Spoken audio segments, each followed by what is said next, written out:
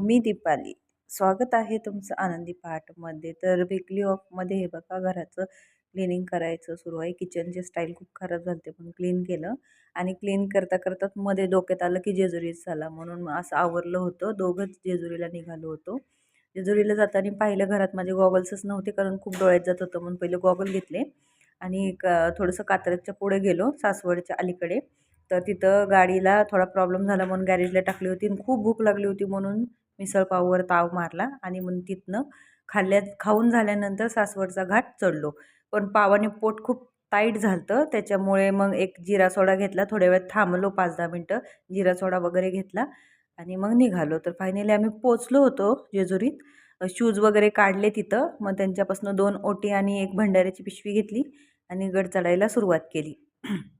गड चढत होतो. खाल्लं होता पाव त्याच्यामुळे खूप घशाशी येत होतं. पण तरीही चढलो गडवरती चढत गेलो. गर्दी होती. सगळे जोडपेच येत होते. फायनली पोचलो होतो गडावर. तर ह्या साईडला असं लिहिलं होतं त्यांनी की ज्यांना डायरेक्ट मुखदर्शन घ्यायचं असेल तर 200 रुपये फी होती. पण आम्ही लाईनीत थांबून दर्शन घेतलं.